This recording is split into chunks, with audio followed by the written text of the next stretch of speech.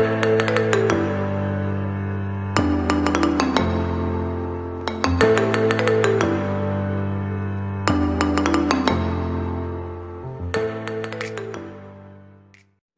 Everyone, this is RG. Welcome back to our YouTube channel. So chapter number चल रहा है 4 chemical bonding and हम पढ़ चुके हैं बीएससीपीआर थ्योरी।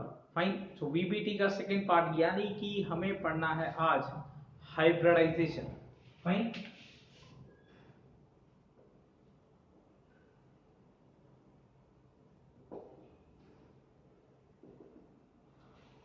क्यों वीबीटी में सिर्फ ओवरलैपिंग थ्योरी हमारे लिए इनफ नहीं है एंड क्यों हाइब्रिडाइजेशन की जरूरत है, बात हम यहीं से शुरू करेंगे। एंड देन जैसे बीएससीपीआर के मैंने कुछ पोस्टुलेट्स लिखे थे, वो जो हाइब्रिडाइजेशन के पोस्टुलेट्स हैं हम उसके बाद लिखेंगे, पर पहले इस चीज को थोड़ा सा कोर लेवल पे अंडरस्टैंड करेंगे कि ये किस बला का नाम है एंड ये क्यों आया। क्लियर? कोई दिक्कत? तो पहले यही चीज समझते हैं, बाद में पोस्टुलेट लिखेंगे। देखिए, इसको समझाने के लिए मैं एक मॉलिक्यूल लेता हूं CH4। ठीक है ना? आपको इतना तो अब पता चल ही गया है कि CH4 टेट्राहाइड्रल शेप है, has an angle of 109 degree 28 minute. This is tetrahedral.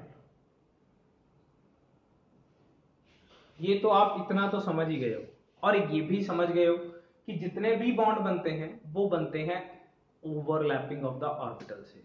ठीक है ना? ये भी बात समझ गए हो, bond formed by overlapping of atomic orbitals। समझ गए हो ना?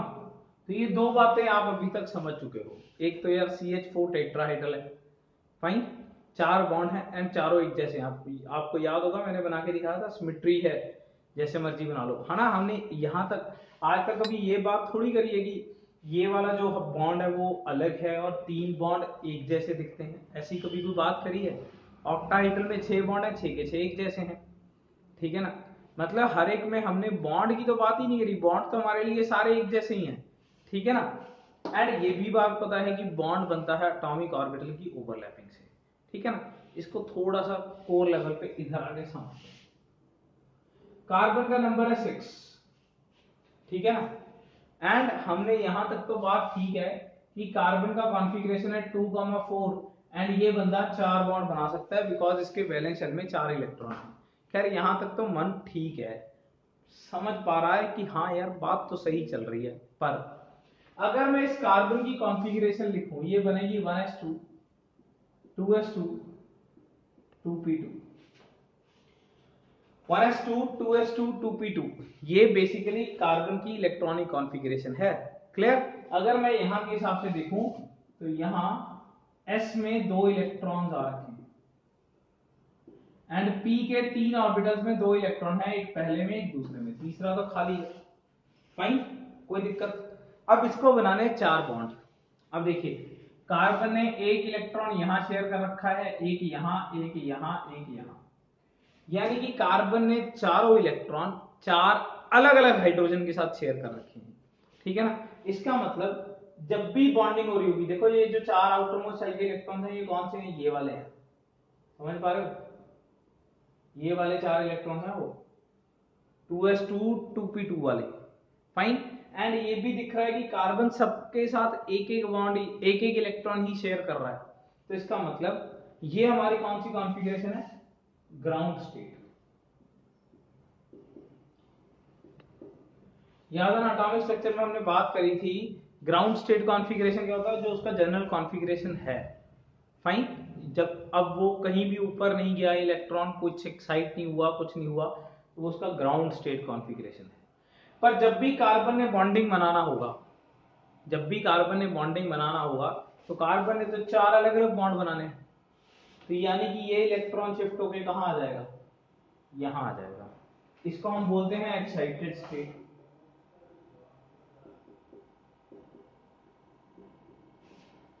फाइन। ध्यान रखिए, मैं अभी सिर्फ नीड ऑफ हाइब्रिडाइजेशन के ऊपर फोकस कर रहा हूं। ठीक है ना? कि रिक्वायरमेंट क्यों पड़ गई, ऐसा क्या लफड़ा हो गया, कुछ तो दिक्कत होगी यार। देखो इस शेप में कुछ तो दिक्कत होगी, अभी निकाल देता हूं दिक्कत। देखो ये एक इलेक्ट्रॉन रह गया यहाँ पे एंड ये आ गए 3 इलेक्ट्रॉन, 1 2 3। एंड अब कार्बन के 4 इलेक्ट्रॉन हमें दिख रहे हैं, चारों अलग अलग दिख रहे हैं एंड ये चारों तैयार हैं हाइड्रोजन के साथ बॉन्ड बनाने के लिए ताकि वो CH4 बना सके, ठीक है ना। लो ये इसने हाइड्रोजन के साथ बॉन्ड बनाया, इसने हाइड्रोजन के साथ बॉन्ड बनाया, इसने बॉन्ड बनाया, इसने बॉन्ड बनाया। ये कौन सा ऑर्बिटल था S, ये कौन सा था P, ये कौन सा था P, ये कौन सा था P। कोई दिक्कत? अगर आप यहां से देखो तो आपको नहीं लगता यार ये बॉन्ड तो अलग बॉन्ड है एंड ये तीनों अलग बॉन्ड है।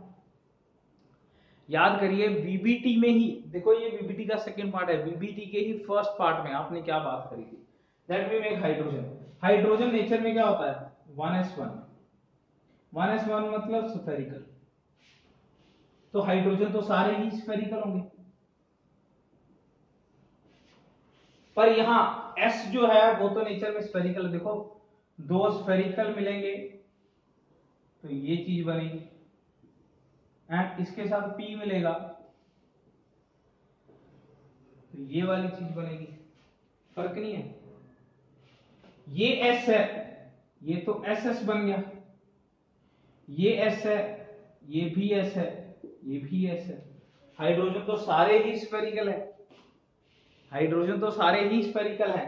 ये तो देखो SS बन गया, यानी कि ये वाला।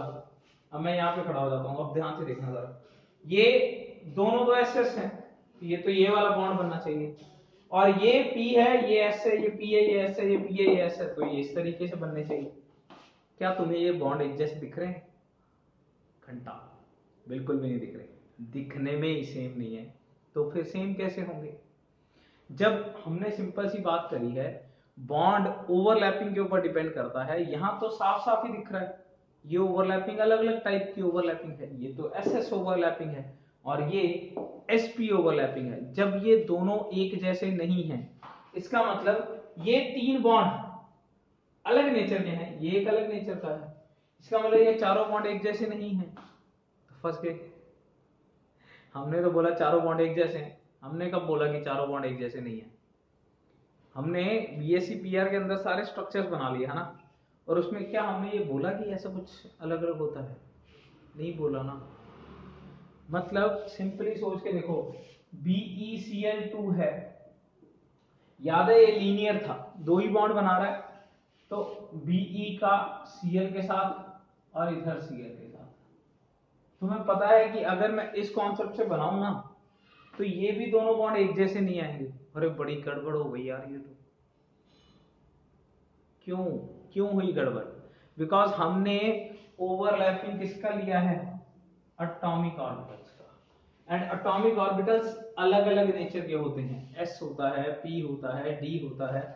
अगर हम यहाँ पे देखें तो ये देखिए कार्बन का एक तो S है, 3 P है, एक S है और 3 P है, जबकि हाइड्रोजन का हमेशा S है। तो देखिए एक बॉन्ड तो बना SS, 3 बने SP, SP और SP। क्या ये चारों बॉन्ड एक जैसे हैं? नहीं। क्या ये चारों बॉन्ड एक जैसे हैं? नहीं है। इसी बात के लिए हमें जरूरत पड़ी किसकी? हाइब्रिडाइजेशन की। हाइब्रिडाइजेशन हमारा ये मुद्दा जो है वो सॉल्व कर देगा, वो चारों बॉन्ड्स को एक जैसा बना देगा, तो हम ये बात बोल सकते हैं ये चारों बॉन्ड एक जैसे हैं। Is that thing clear? पहले तो नीड ऑफ हाइब्रिडाइजेशन समझिए क्यों आया, फिर क्या है ये इसके बाद समझेंगे कि कैसे करेगा ये चारों बॉन्ड्स को एक जैसा कैसे प्रूव कर देगा, वो अलग बात है। पर पहले ये समझिए क्यों जरूरत पड़ी। मैं डेफिनेशन बाद में करा रहा हूं, पहले इस बंदे की रिक्वायरमेंट क्यों है ये जानना बहुत जरूरी है। कार्बन 1s2 2s2 2p2, ये मैंने ग्राउंड स्टेट बना दिया, पर जब ये बॉन्डिंग बना रहा होगा तो इसका एक इलेक्ट्रॉन इधर निकल के आ जाएगा, बिकॉज साफ साफ दिख रहा है कार्बन 4 बॉन्ड बना रहा है, चारों अलग अलग बना रहा है। लो जी, ये 4 इलेक्ट्रॉन अलग अलग कर दिए, ये चारों हाइड्रोजन के साथ बॉन्ड बनाने के लिए तैयार है। हाइड्रोजन 1s1 होने के कारण हर केस में स्फेरिकल ही रहेगा, जबकि कार्बन का बॉन्ड भाई मतलब कार्बन के ऑर्बिटल्स एक स्फेरिकल है, 3 डबल है। स्फेरिकल स्फेरिकल को कंबाइन करेगा तो ये बनना चाहिए, स्फेरिकल डंबल को कंबाइन करेगा तो ये बनना चाहिए। यानी कि एक बात तो तय है, ये एक जैसे नहीं है।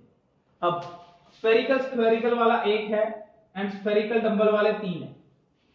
टोटल 4 बॉन्ड जो है वो एक जैसे तो नहीं है, 3 एक जैसे हैं, एक एक जैसा है। पर हम तो ये बात कहते हैं कि चारों के चारों बॉन्ड एक जैसे हैं, तो हम ये बात कैसे कह सकते हैं? तो इस बात को सॉल्व करेगा कौन? हाइब्रिडाइजेशन। कोई दिक्कत? नीड समझ आ गई? Fine, this is need. ये मैंने जो समझाया है that is technically the need of hybridization. Fine, अब हम बात करते हैं हाइब्रिडाइजेशन ऐसा करता क्या है, ठीक है ना? Let's have it.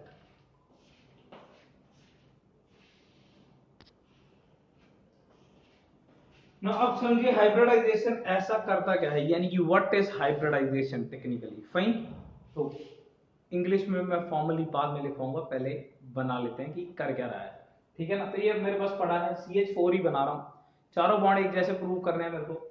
ये कार्बन है 1s2 2s2 2p2, ये मैंने ग्राउंड स्टेट बनाया हुआ है, ठीक है ना? एंड जब ये एक्साइटेड स्टेट में आएगा,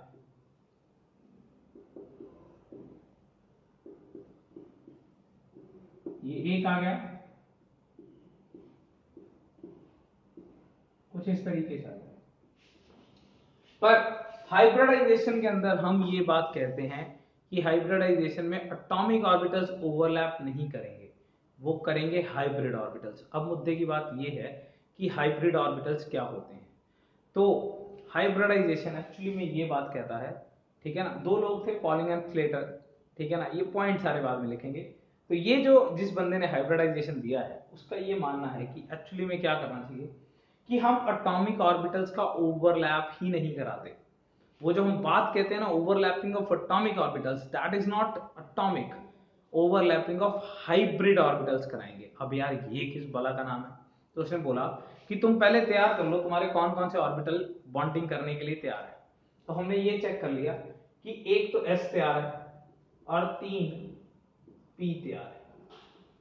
मान रहे हो कार्बन का एक S तैयार है और 3 P बॉन्डिंग करने के लिए तैयार है।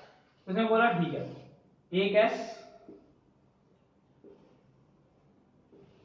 और 3 P, ये मैंने एक S और 3 P ले लिए, ठीक है ना? एंड इन सब को इकट्ठा कर दिया, ठीक है ना? इन सब को इकट्ठा कर दिया, यानी कि ये मैंने सारे के सारे कंबाइन कर दिए। आप इसको किसी भी तरीके से समझ सकते हो।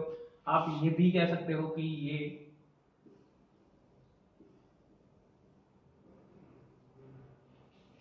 मतलब मैंने सारे के सारे इकट्ठे कर दिए। आप जैसे मर्जी समझो इस चीज को, है ना? मैं इसको हमेशा बोलता हूं कि ये खाना बनाते देखा ना, तो पहले हम आटा गूंदते हैं, ठीक है ना? फाइन, आटा बनाते हैं ना पूरे का पूरा। तो आटा जो गूंदना है वो बेसिकली 4 अलग अलग तरह के पेड़े हैं आपके पास, ठीक है ना? जिससे हम बेल की रोटी बनाएंगे तो 4 अलग अलग तरीके के पेड़े हैं, ठीक है ना? और आप चाहते हो कि चारों रोटियां एक जैसी बने। आपको लगता है कि ये चारों रोटियां एक जैसी बनेंगी अगर आप इसे मतलब बनाओगे, बेलोगे पहले और फिर बनाओगे, बनेगी क्या? ये अलग शेप है, ये तीनों अलग शेप है, ठीक है ना? ये रोटी टाइप लग रहा है, ये तो नान टाइप लग रहा है। फाइन, और नान भी कुछ अलग वैरायटी का जिसका बीच में सब कुछ खाली है। फाइन, अदरवाइज तो नान बीच में से भारी होता है। फाइन, तो यार ये चारों एक जैसे तो नहीं लग रहे, तो आप क्या करोगे? सारे आटे को इकट्ठा कर लोगे और बोलोगे मैं अब 4 नए पीसीस बनाऊंगा और वो चारों दिखने में एक जैसे होंगे। This is hybrid orbital. हमने चारों ऑर्बिटल्स को, चाहे वो अलग अलग दिख रहे हैं जैसे भी दिख रहे हैं, हमने उन सबको क्या कर दिया? कंबाइन कर दिया। एंड इसको लेके फिर हमने ये कंबाइन का हो गए थे। कंबाइन करने के बाद हमने उतने ही नए हाइब्रिड ऑर्बिटल बनाए।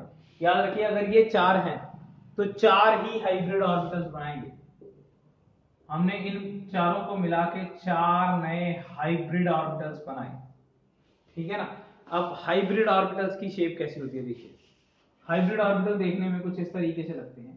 एक साइड का जो मतलब लोब है वो काफी ज्यादा मतलब मोटा है रिलेटिवली, दूसरा जो है वो काफी ज्यादा हल्का बनाया जाता है। ये भी मैंने ज्यादा ही बना दिया, वैसे इतना भी नहीं बनाया जाता, ठीक है ना?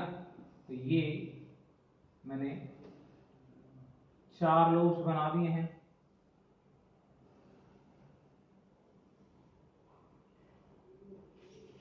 फाइन। तो ये चारों के चारों अब अगर देखने में एक जैसे नहीं लग रहे तो मेरा ड्राइंग डिफेक्ट है, फाइन। वरना ये चारों के चारों देखने में एक जैसे हैं। These are the 4 orbitals. Now hybridization में ये बोला जाता है कि नाउ दीज 4 ऑर्बिटल्स स्पेस में इस तरीके से लगेंगे कि इनका मिनिमम रिपल्शन हो जाए। याद है ये पॉइंट तो हम पहले भी पढ़ चुके हैं। ये 4 ऑर्बिटल्स अब स्पेस में कुछ इस तरीके से लगेंगे कि इनका मिनिमम रिपल्शन हो। देखो ये 4 कैसे लगेंगे,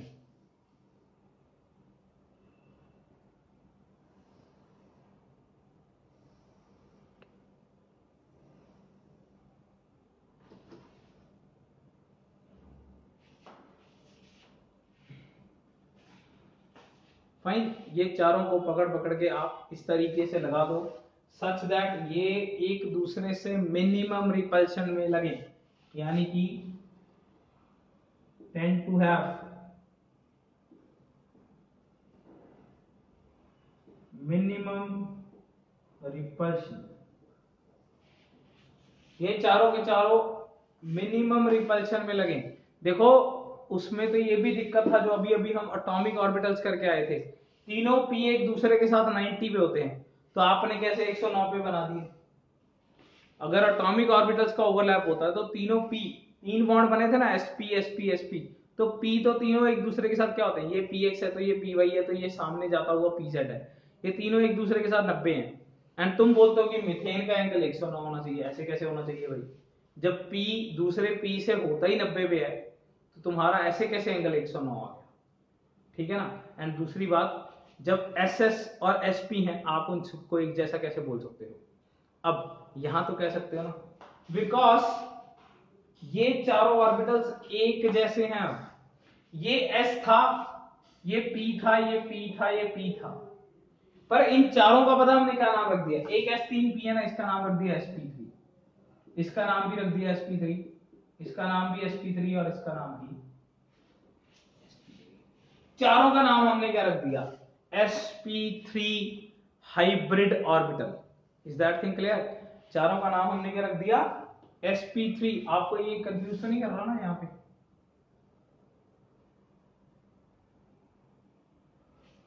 sp3 hybrid orbital and sp3 hybrid orbitals tend to occupy space इस तरीके से such that there is minimum repulsion। कोई दिक्कत। अब इसके बाद क्या करना है, 4 हाइड्रोजन लगाने, ठीक है ना। हाइड्रोजन नेचर में क्या होता है 1s1, यानी कि ये नेचर में क्या है स्फेरिकल।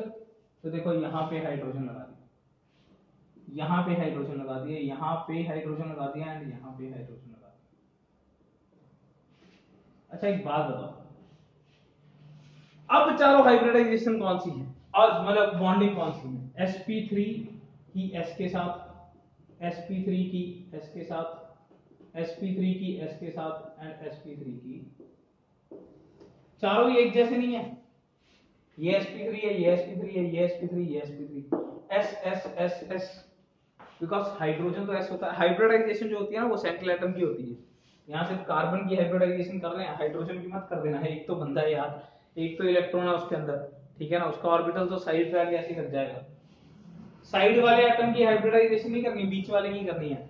अब आप एक बात बताओ, ये चारों बॉन्ड कैसे हैं, एक जैसे हैं कि नहीं है, है ना, तो कर दिया ना हाइब्रिडाइजेशन में मुद्दा सॉल्व। देखो एटॉमिक ऑर्बिटल ओवरलैपिंग में दो दिक्कत है। दो दिक्कत क्या है, पहली बात तो हमारे पास चारों बॉन्ड एक जैसे नहीं बने थे, एक SS बना था और 3 SP बने थे, फाइन। जब ये चारों एक जैसे हैं नहीं तो तुम चारों एक जैसे कैसे बोल रहे हो कि मीथेन के चारों बॉन्ड एक जैसे हैं। दूसरी बात, जब वहां 3 p ऑर्बिटल एक दूसरे से होते ही 90 पे हैं और वो तीनों p ऑर्बिटल बॉन्डिंग में पार्टिसिपेट कर रहे हैं, उसके तीनों ये जो p थे ये हाइड्रोजन हाइड्रोजन और हाइड्रोजन के साथ लगे हुए थे। जब ये तीनों p एक दूसरे के साथ होते ही 90 पे हैं, तुम 109 कैसे बना दोगे, ठीक है ना। इन दोनों प्रॉब्लम्स को किसने सॉल्व किया, हाइब्रिडाइजेशन। हाइब्रिडाइजेशन बड़ा कूल है यार। हाइब्रिडाइजेशन ने कहा कि तुम मानो ही मत कि एटॉमिक ऑर्बिटल है, ये चारों एटॉमिक ऑर्बिटल्स को कंबाइन करते हैं और 4 नए ऑर्बिटल बना लेते हैं और वो चारों देखने में एक जैसे लगेंगे। तो ये मुद्दा तो सॉल्व हो गया कि SS है या SP है, मेरे चारों बॉन्ड एक जैसे इसलिए दिखेंगे बिकॉज मेरे चारों ऑर्बिटल एक जैसे हैं। मैं इनको लूंगा ही नहीं, मैं 4 नए बनाऊंगा और उनकी शक्लें कुछ इस तरीके से होंगी। फाइन, ये हाइब्रिड हमेशा इस तरीके से बनाना है, इसमें कोई दिक्कत नहीं है। फाइन, एंड उसने इनके नाम भी रख दिए। अगर एक एस और 3 पी लिए थे तो उसने इसका नाम sp3 रख दिया, कोई दिक्कत। एंड अब उसने बोला कि ये चारों ऐसे 90-90 पे नहीं लगेंगे जैसे पी होते हैं, ये चारों अपनी नई पोजीशन सेट करेंगे। जैसे पी 90 पे होता है एक दूसरे से, एक एक्स एक्सिस पे, एक वाई पे होता है, एक जेड पे होता है। देखो हमें पता है P X Y, P X, P Y, P Z, ये तीनों 90 पे होते हैं। उसने बोला इनके साथ ऐसा कोई दिक्कत नहीं है, ये अपनी नई पोजीशन ढूंढेंगे। एंड पोजीशन ढूंढेंगे कुछ इस तरीके से कि इनकी मिनिमम रिपल्शन हो। अब तुम्हें पता है 4 लोग हैं जिनको मिनिमम रिपल्शन करनी है, वो कौन सी शेप में लगते हैं? टेट्राहेड्रल में, जिसका एंगल कितना होता है? 109 डिग्री 28 मिनट। फाइन, तो ये कुछ इस तरीके से लग गए। अब इस पे आगे कौन लग गया? 4 हाइड्रोजन्स। इस पे आगे कौन लग गया? 4 हाइड्रोजन्स। एंड सबसे बड़ी बात, अगर हम यहाँ पे देखें तो ये sp3, ये sp3, ये sp3 और ये चारों बॉन्ड एक जैसे हैं। फाइन, सो अल्टीमेटली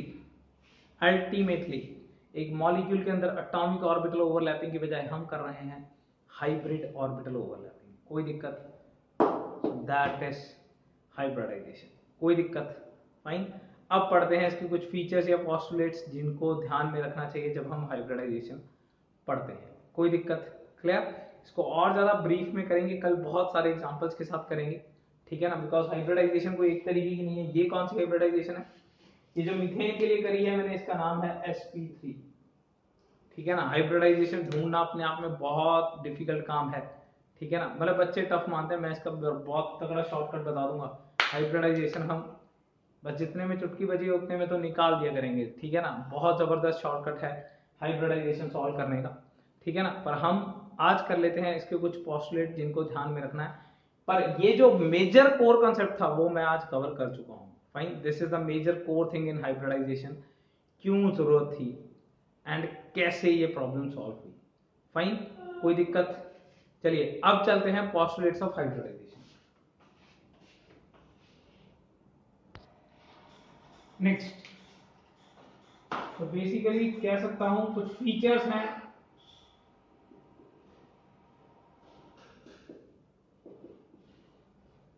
हाइब्रिडाइजेशन की जो आपको ध्यान में रखनी चाहिए। फाइन, कुछ बातें हाइब्रिडाइजेशन के लिए जो आपको ध्यान में रखनी चाहिए। So the very first is it is hypothetical concept introduced by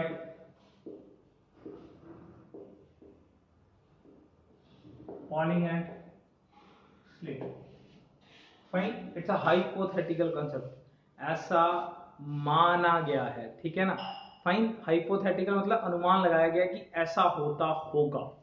fine, तो hybridization is completely hypothetical in nature. Fine, second पे चलते हैं।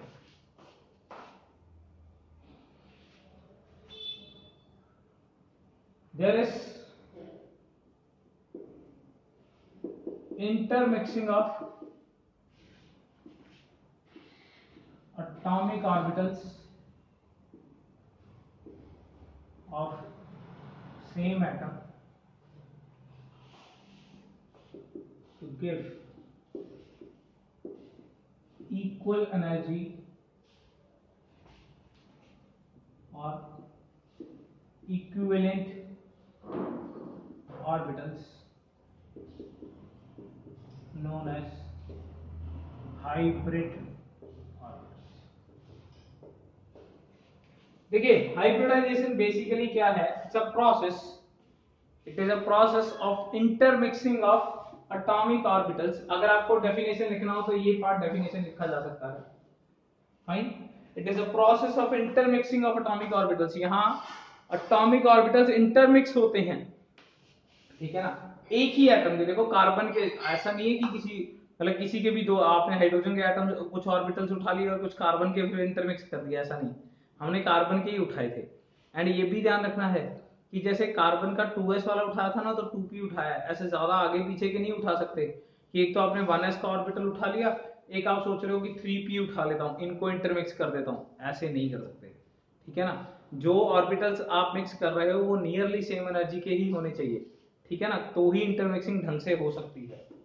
तो intermixing of atomic orbitals of same atom, एक ही एटम के, सेंट्रल एटम के ज्यादातर, ठीक है ना, मतलब सेंट्रल एटम के एटॉमिक ऑर्बिटल्स को आपने कर दिया intermix to give equal energy या इक्विवेलेंट ऑर्बिटल्स। फाइन, यानी कि जो हाइब्रिड ऑर्बिटल्स आए थे ना, उनको बोल रहे हैं हम इक्विवेलेंट ऑर्बिटल्स। वो सारे के सारे एनर्जी में क्या है, सेम है, उनमें कोई फर्क नहीं है। आप खुद देखिए वो चारों के चारों शेप में, साइज में, एनर्जी में सेम थे। फाइन, कोई दिक्कत। Point number 3, the number of hybridized orbitals is equal to number of atomic orbitals। Hybrid orbitals की गिनती एटॉमिक ऑर्बिटल्स के इक्वल होगी, ये हम पहले बात देख चुके हैं। देखो फीचर्स आपके लिए बहुत ज्यादा आसान है, इतनी तेजी से इसीलिए जा रहे हैं बिकॉज चीज हम पढ़ चुके हैं। 4 थे तो 4 ही तो हाइब्रिड बनाए थे। नंबर ऑफ हाइब्रिड ऑर्बिटल्स की गिनती एटॉमिक ऑर्बिटल्स के इक्वल होगी, कोई दिक्कत। Fine, point number 4,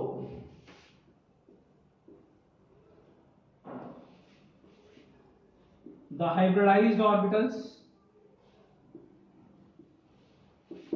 are equal in energy, shape and size। भाई अब जो 4 ऑर्बिटल आपके पास बन के आए थे वो चारों के चारों शेप में, एनर्जी में, साइज में एक जैसे हो गए। अब उनमें आप भेदभाव नहीं कर सकते। Is that thing clear? ये बात बहुत ज्यादा इंपॉर्टेंट है, बहुत ज्यादा इंपॉर्टेंट पॉइंट है ये। हाइब्रिडाइज्ड ऑर्बिटल्स जो अब आपके पास आए हैं उनकी एनर्जी, शेप एंड साइज सारे का सारा क्या है, एक जैसा है, ठीक है ना। नेक्स्ट,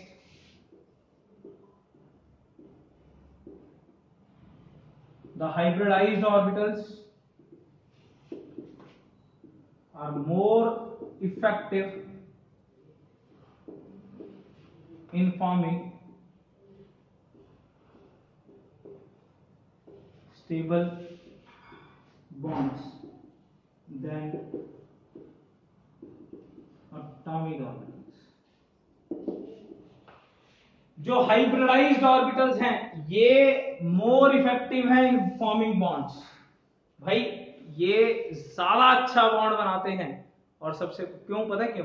क्योंकि इन्होंने एक तरीके से एक लोब बड़ा निकाल दिया एंड वही डायरेक्टली ओवरलैप हो रहा है। एंड ये बात तो हम ओवरलैपिंग थ्योरी में पढ़ चुके हैं बीबीटी में कि जितना अच्छा ओवरलैप होगा उतना अच्छा बॉन्ड बनेगा।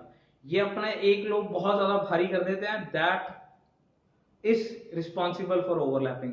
जो एक लोब भारी है वो बेसिकली ओवरलैपिंग करता है डायरेक्ट, तो बहुत अच्छी इफेक्टिव ओवरलैपिंग करता है, ठीक है ना। एंड मोर ओवर पता है क्या है, जब 3 पी ऐसे हैं, एक स्फेरिकल बीच में घुसा हुआ है, तो यार कैसे ओवरलैपिंग करोगे? जबकि ये लोग अपने ऑर्बिटल्स को इस तरीके से लगा लेते हैं कि भाई मिनिमम रिपल्शन हो, पूरे अलग अलग होकर बैठ जाते हैं, सीधा आके एटम इनके ऊपर अटैक करता है एंड पूरी जबरदस्त बॉन्डिंग होती है।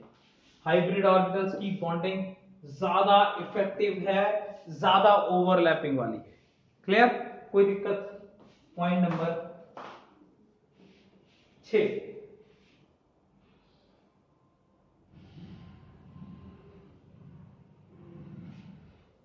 the hybridized orbitals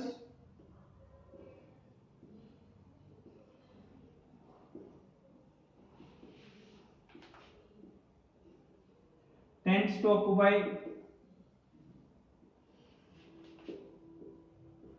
position in space such that they occur minimum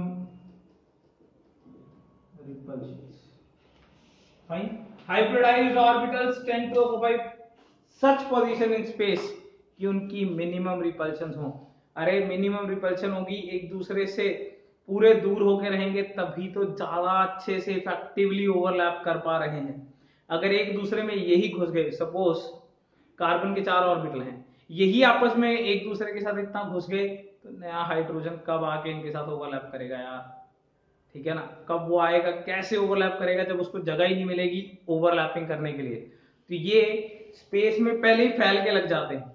ये 4 एक दूसरे के साथ घुसने की बजाय, जैसे मैंने बना के दिखाया था ना, ये याद होगा आपको, इसी के अंदर ऐसे ऐसे घुसा दिया था, तो इसमें कैसे घुसेगा यार नया ऑर्बिटल, ठीक है ना। और अगर ये चारों टेट्राहाइड्रल शेप में लगे हुए हैं, जैसे मैंने फाइनली मीथेन बनाया था ना मीथेन, तो जैसे उस तरीके से लगा हुआ तो यार हर एक हाइड्रोजन के लिए कितना आसान था ये आके लग जाए।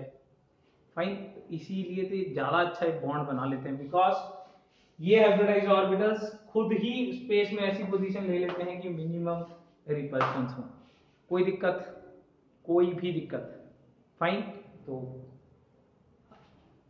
कल हम इसको बेसिकली और ज्यादा एग्जांपल से हाइब्रिडाइजेशन को समझेंगे, स्टीरिक नंबर का कॉन्सेप्ट समझेंगे, हाइब्रिडाइजेशन निकालने का कॉन्सेप्ट समझेंगे, जितने तरह की हाइब्रिडाइजेशन होती है वो सारी की सारी कवर करेंगे। तब तक पढ़ते रहिए एंड आज के टॉपिक को 2 बार सुनिएगा, because hybridization is very very very important. कोई दिक्कत, मिलते हैं अपने कल के लेक्चर में। Till then best of luck, thank you.